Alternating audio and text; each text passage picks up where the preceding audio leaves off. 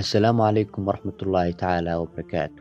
Waxa uu barnaamijkeena ku eegi doonaa oo aynu ku falanqayn doonaa hadduu alla idmo qaar ka mid a xanuunadii dunida soo maray saamaynta ay ku yeesheen koonkan in haatan joogno. Xanuunada faafa ma ahan kuwo dunida ku cusub, haddaba waxaan isla eegi doonaa xanuun walba siduu dunida ugu faafay iyo intuu qofka uu ka dilay.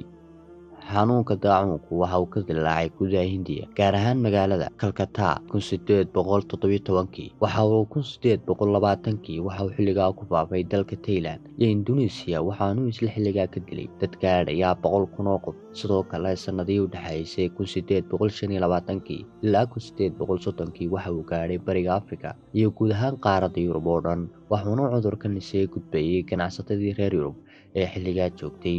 Isla xilligaas waxa uu xanuunkan u dhintay askar badan oo Ingiriis ah.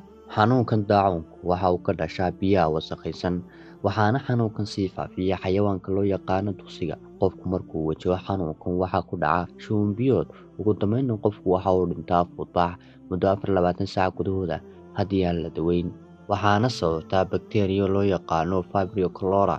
Xanuunkan ayaa ku caana meelaha ay ka jirto nadaafad darradu iyo dagaalada sokeeye.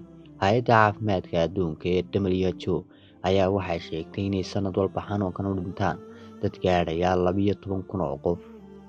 Hargabkii Spanish waxa uu ahaa xanuun aad dunida u saameeyay. Hargabkan waxa uu ka soo bilowday dalka Ustari sanadkii 1918, kadib waxa uu ku faafay dunida oo dhan. Xanuunkan waxay dabeecado badan wadaagaan xanuunkan haatan dunida ku fiday ee coronavirus, waxaana uu xanuunkan u faafay sida uu xanuunkan haatan dunida saameeyay, waxaana uu ku faafay dalalka Yurub iyo Mareykanka. Tirada dadka uu ka laayay ma ahayn wax yar, waxaa u dhimatay tiro u dhaxaysa 50 milyan ilaa 100 milyan oo qof, tiradaas oo gaadhaysa labalaabkii intii ku dhimatay dagaalkii koowaad ee dunida. Dhimashada intaa le'eg waxaa sababtay lama hayn wax laga hortago ama daawo loo isticmaalo, keliya waxaa la xidhay meelihii iskuulada iyo meelaha ay bulshadu isugu timaado oo dhan. Dad badan ayaa hadda ku shabahaya coronavirus siduu ugu faafayo dunida. HIV/AIDS waa mid ka mid a cudurrada dilaaga ah uguna halista badan ee galmada lagu kala qaado, wuxuuna halis ku hayaa sii jiritaanka aadamaha, waxaana uu markii ugu horreysay ka dillaacay galbeedka Afrika, gaar ahaan Jamhuuriyadda Dimuqraadiga ah ee Congo sanadkii 1920. Waxa uu cudurkan dunida ugu faafayay si qunyar ah, maadaama ay galmadu tahay isha ugu weyn ee lagu kala qaadi karo. Sanadkii 1970 ilaa 1980 waxa uu ku faafay dunida oo dhan. Xilligaas waxaa xanuunkan qaaday dad gaadhaya 100,000 oo qof. Hay'adda Caafimaadka Adduunka ee WHO ayaa sheegtay inay xanuunkan la nool yihiin dad gaadhaya 75 milyan oo qof, halka dadka u dhintayna xanuunkan ay gaadhayaan 32 milyan oo qof. Sanad walba waxaa la baahiyaa in 10,000 qof oo xanuunkan HIV qaba inay geeriyoodaan, sidoo kale tiro intaa ka badan uu ku dhaco.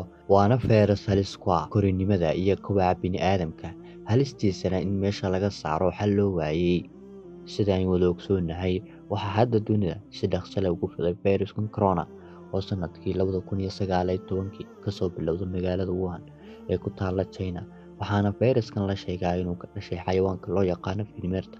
Fayraskan ayaa hadda soo ritay dad gaadhaya 1 milyan oo qof, waxaana u dhimatay tiro gaadhaysa 67,000 oo qof. Walina lama helin wax daawo ah, keliya daawada ugu dhow ee xanuunkan leeyahay ayaa ah gurigaada joog oo meelna ha u dhaafin.